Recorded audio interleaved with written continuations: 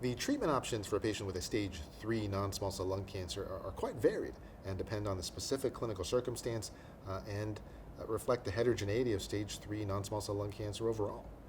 Our standard treatment for a stage 3 non-small cell lung cancer is still definitive concurrent chemoradiation.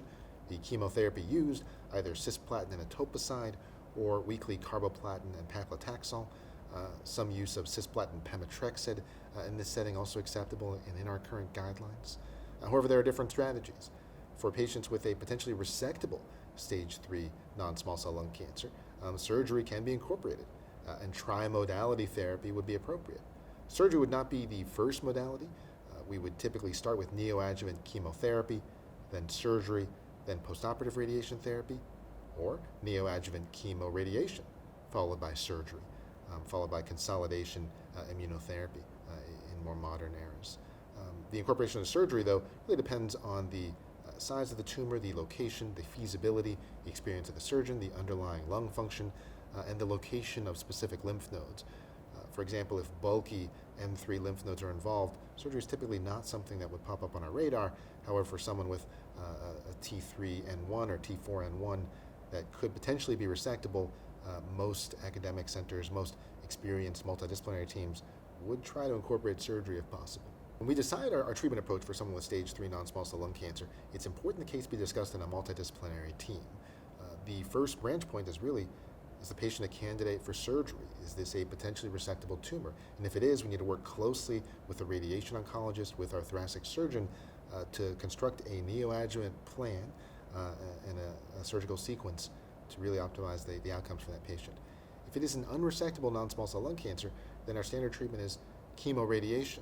While we prefer concurrent chemoradiation, we do have to understand that there can be some impact on underlying lung function. And so it's important to look at the pulmonary function test, the pulmonary reserve, and be sure this patient would be able to tolerate the definitive radiation therapy. While the concurrent administration of chemotherapy improves efficacy and improves outcomes for patients with stage 3 non-small cell lung cancer, it does increase toxicity. A sequential approach would be less toxic, though potentially less effective. And so it is a balance. While we certainly want the best cancer outcomes, it's important we leave the patient with adequate respiratory function to have a good quality of life. So working with our pulmonologist and our radiation oncologist to determine, is this patient a candidate for concurrent, or would that be too toxic in the context of their underlying lung function, and should we then pursue a sequential approach?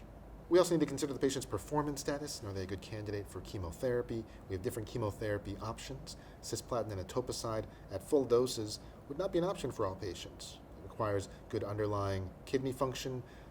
We have to be sure patients have an adequate performance status to receive what can be a fairly intense chemotherapy regimen. The weekly carboplatin and paclitaxel is a bit gentler. It can be myelosuppressive. We can still see neuropathy, but not quite as nephrotoxic. The regimens are different in terms of their timing, and the distance to chemotherapy centers, to radiation therapy centers, may also influence the access to care and the type of regimen you choose. And so there are a lot of important anatomic considerations, physiologic considerations, laboratory underlying lung function need to be considered, but also social circumstances and how far those patients need to travel in their support networks at home to get them through what can be a fairly intense and fairly toxic treatment.